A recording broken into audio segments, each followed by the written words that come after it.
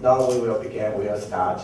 Today we will learn together about acute abdomen and appendix. So first part is acute abdomen. So what does it mean, acute abdomen? Yes. So first we will see the definition of acute abdomen. For acute abdominal pain, this kind of pain, in this situation, the patient could feel pain anywhere between chest and groin. This is often referred to the stomach region or belly. This kind of pain is a sudden, severe abdominal pain that is less than 24 hours in duration, emergency. And this kind of pain is a medical emergency in many cases requiring urgent and specific diagnosis. Several causes need surgical treatment. So this is a pinpoint surgical. Most of these acute abdomen need surgical treatment.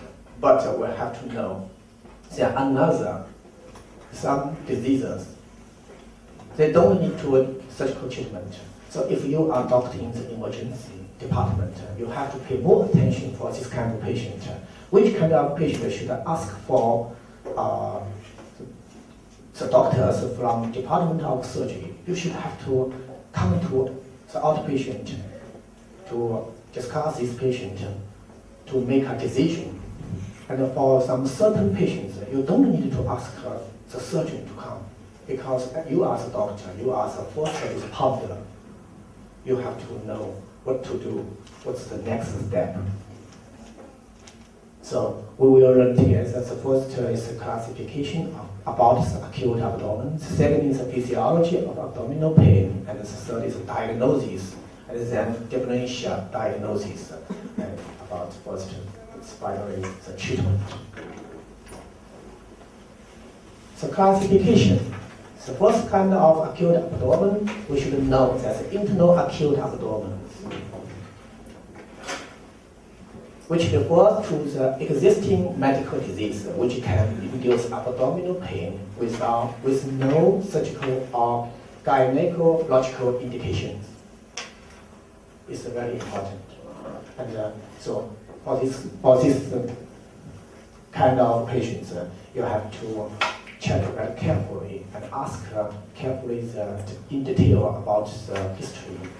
And we will do, as the doctors in emergency department, you have to do some essential examination for this patient.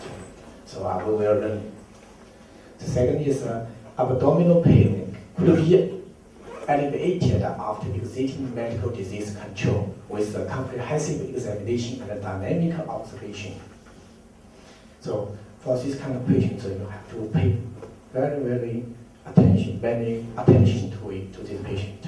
You should, for me, when I was a resident in, when I was working in the Department of Emergency, every year for young doctors, we have to go to the Department of Emergency for 2 or 3 months, for 5 or 8 years. And then for about 5 years ago, I don't need to go to the emergency department as a resident. Okay, so every year young doctors will go to the Department of Emergency, and it's very difficult for them, because maybe this doctor come from not a general surgery department, maybe from urinary department or other division, maybe thoracic disease division. So for these doctors, they don't know very much about the abdomen, acute abdomen. Okay. And such as acute myocardial infarction, acute mesenteric lymphadenitis, abdominal purpura, and abdominal epilepsy, and pelvic inflammation. We don't need to do surgical intervention, surgical treatment. So it's a very special, very important for the doctor in the emergency department, because he doesn't know the patient. Maybe the patient just feels very pain, severe pain, but the patient didn't give the doctor enough information. The history, because for many patients, because of the pain, they don't want the doctor to touch him. They refuse to do examination. So in this situation, it's very difficult to just differentiate several kinds of disease. It's a surgical disease or internal acute abdomen. And then second is a surgical acute abdomen. Refers to the existing abdominal pain caused by some diseases which need surgical treatment. It's easy to understand. So we will focus on the surgical acute abdomen today. For this kind of pain, peritonitis is a more specific term. What we should know, there are total 5 types of acute abdomen, I mean surgical acute abdomen. The first kind of pain is caused by perforation, normally some vessel organ, such as gastric ulcer, rupture, perforation of gastric ulcer, and duodenal ulcer, and gallbladder, sometimes red. So we have to know, although intestinal perforation is for some, maybe for some trauma or tragic accident, sometimes the patient will feel pain, sudden pain, and will go to hospital.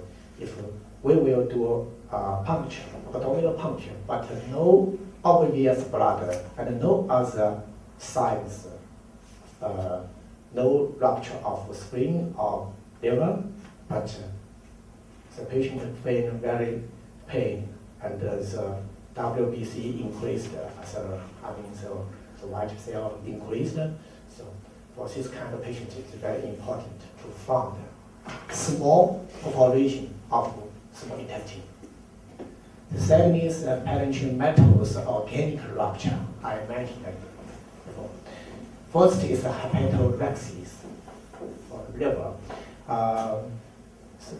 It's very changeable because I know a patient. She came to the emergency department, just told me it's a little bit of pain, but if I do after examination, I found at least more than 2,000 milliliter blood collection in the abdominal cavity.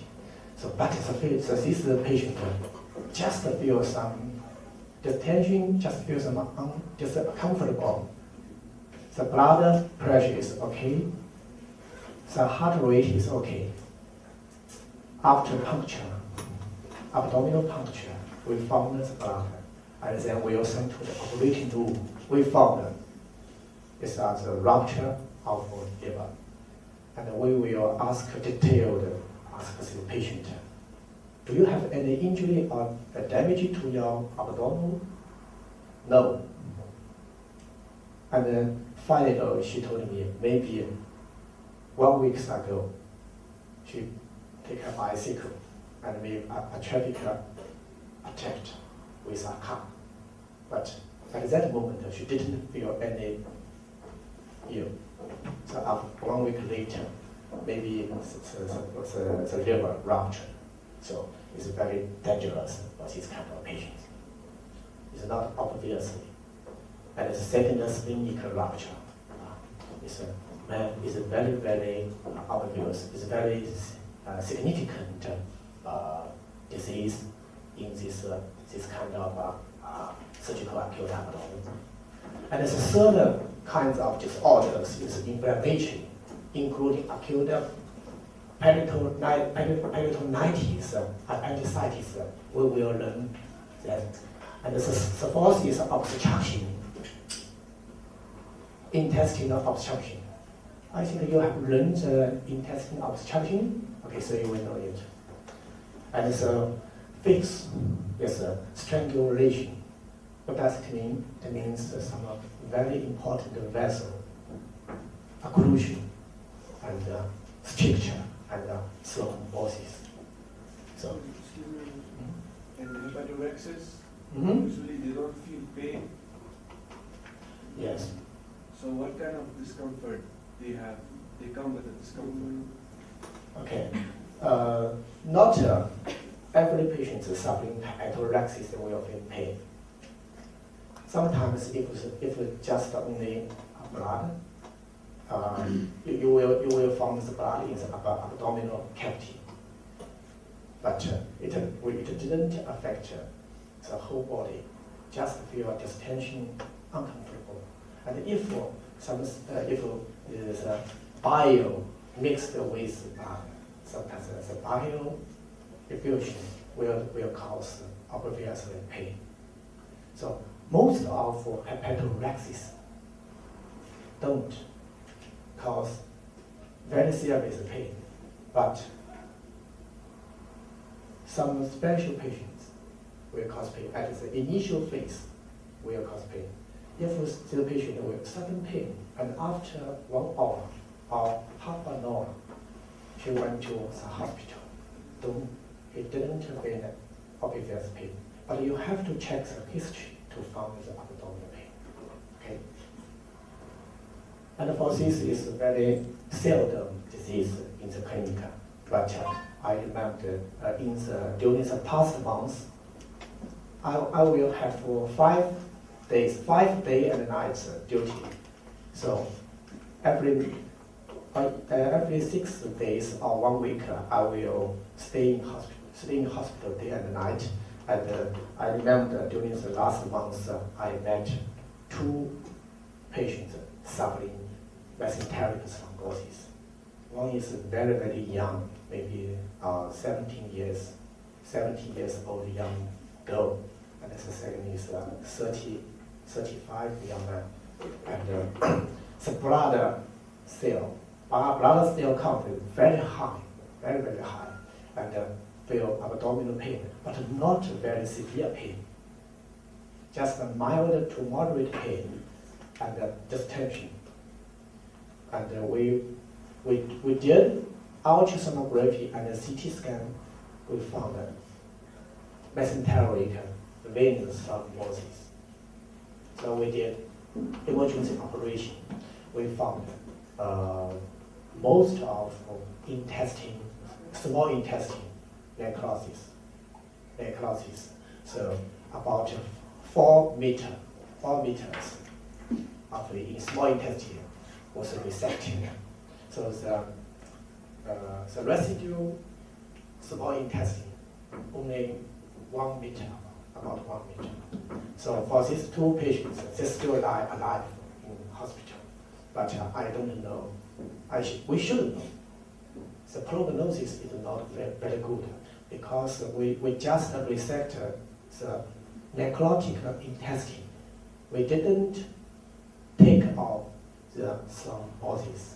So the thrombosis in the SMV, superior mesenteric vein, still exists, and sometimes will increase, enlarge, and maybe 2 months later, the residual intestine will be necrotic because the more damage to the blood supply. So if you go to the hospital, maybe we will see this kind of patient. So in this case, can't you use any drugs to cure the thrombosis? Too late. It's too late to control it. Because these 2 patients, they went to hospital for treatment.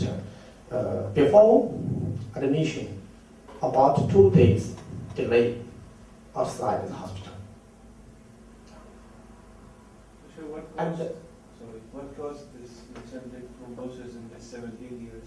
Yeah, good question. I wondering at that night, I discussed with some doctors and my professor. It's changing and it's seldom difficult to find the cause. We don't know. We check the blood test.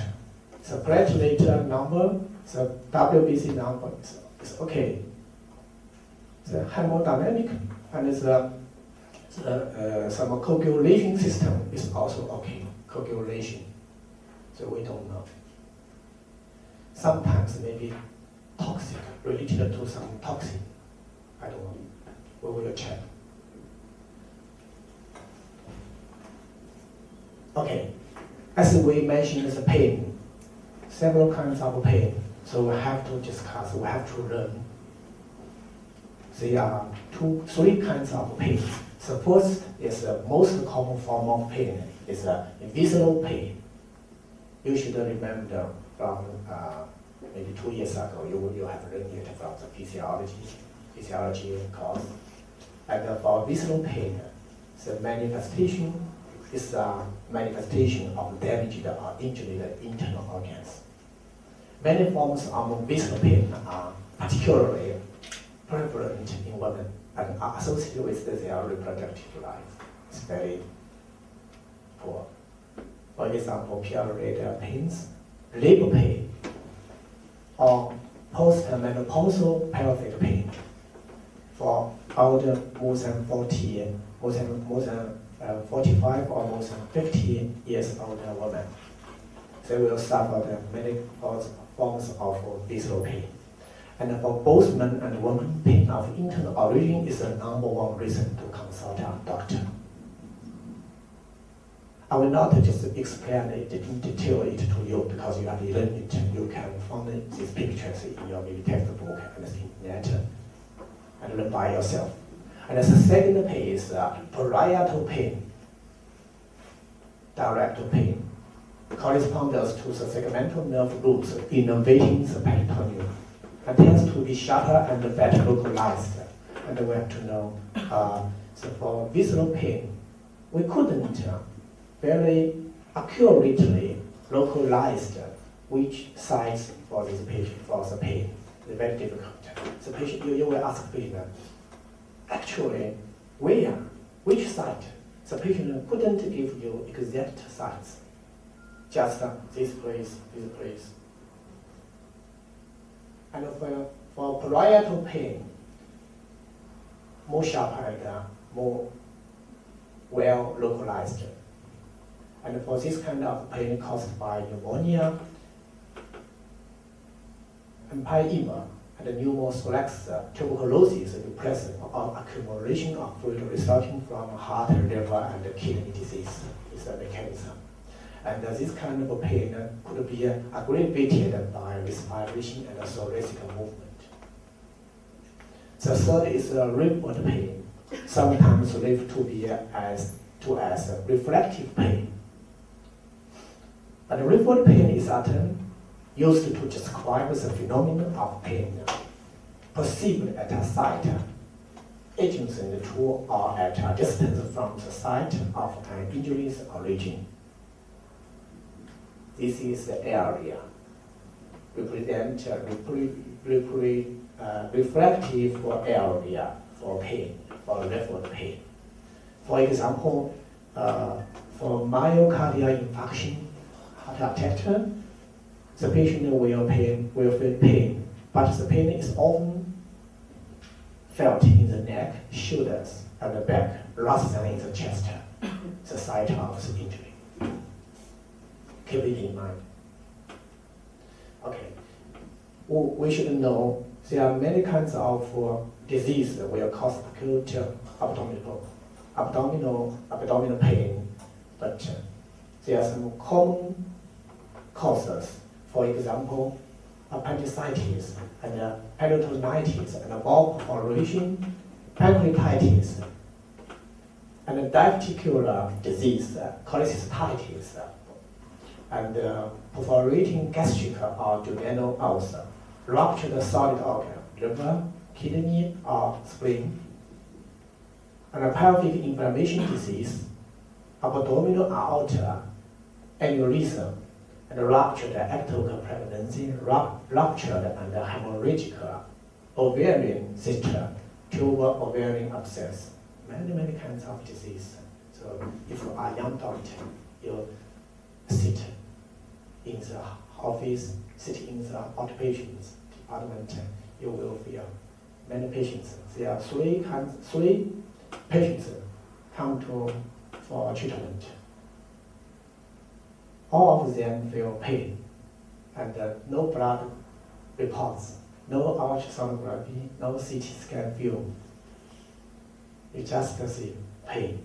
So how do you distinguish these patients from different diseases, surgical or internal, upper abdominal or lower abdominal, which kind of, so you will ask help, but you should know which, so you will ask the doctor from general surgery or the thoracic surgery or some special urinary doctors.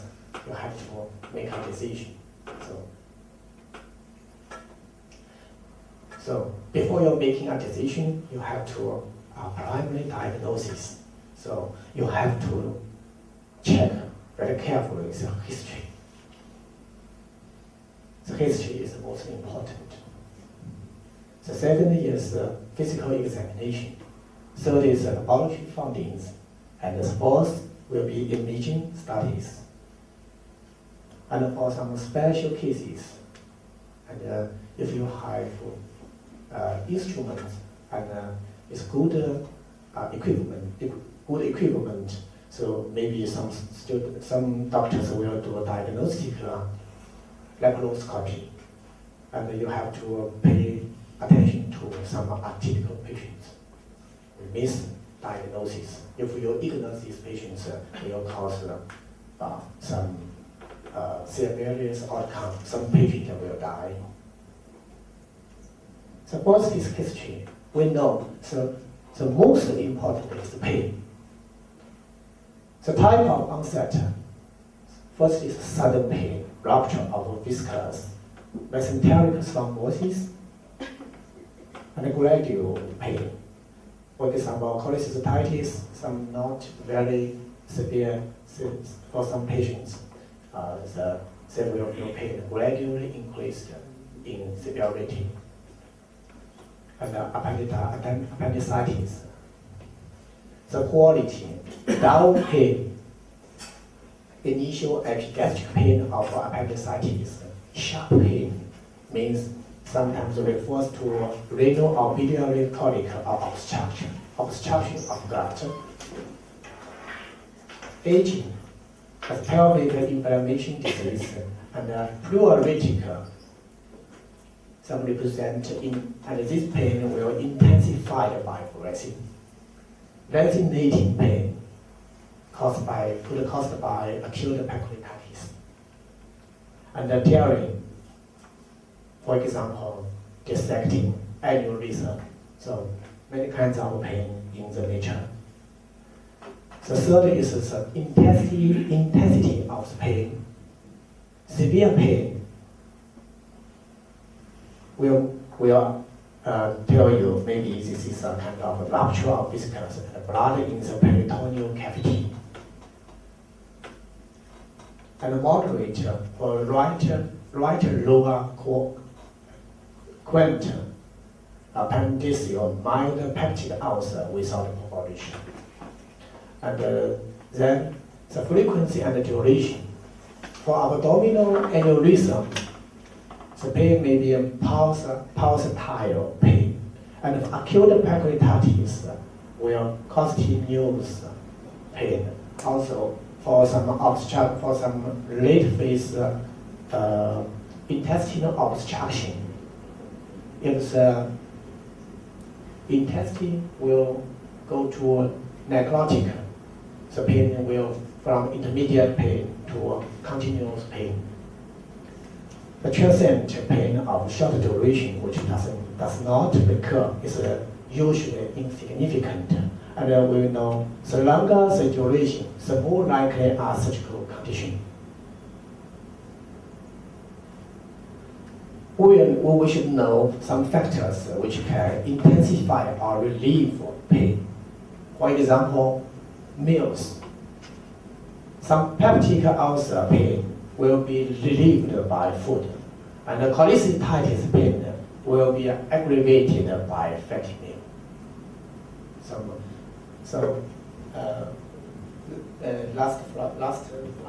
Last Friday, one of my friends is a young lady, but fat young lady. she made a call to me. At that morning, she just ate an egg, only one egg, and very, very pain because I know she suffered cholecystitis for 5 years. So just one egg caused an emergency. She went to the emergency department. The second is posture jackknifing. The legs of patient join up to decrease peritoneal irritation in circulative appendicitis. It's very common if you go to the outpatient department. Many patients will have some fixed position. In this position, special position, they would feel comfortable. And motion, any movement caused intense pain in generalized peritonitis, and the patient lies motionless. Okay, at the same time, the patient will tell you severe pain. Also, the patient will tell you you will find some nausea and vomiting. Nausea and vomiting reflex are irritative, non-specific vomiting occurs in many conditions, such as acute appendicitis, anorexia always occurs and vomiting. If it occurs, usually follows abdominal pain rather than preceding it as in gastroenteritis. And repeated vomiting of large amounts occurs in gut obstruction. It's often bile stained and may become fecal. Sometimes there will be fecal vomiting. Also diarrhea. This is non-specific digestive symptoms. So you will keep it in mind. It's very easy to understand. Diarrhea most occur with acute gastroenteritis or food poisoning. And it may also occur with appendicitis or as a focal inflammation of the gut. Then is constipation. Constipation or obstipation. It's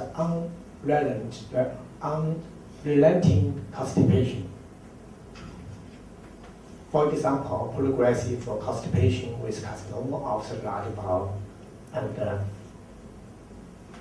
it's seldom to see a complete small bowel obstruction. For some tumor, the neoplasm of the colorectal tumor carcinoma, sometimes we will find some obstipation. And then gas stoppage with decreased or absent bowel sounds. It was called paralytic ileus. After history taking,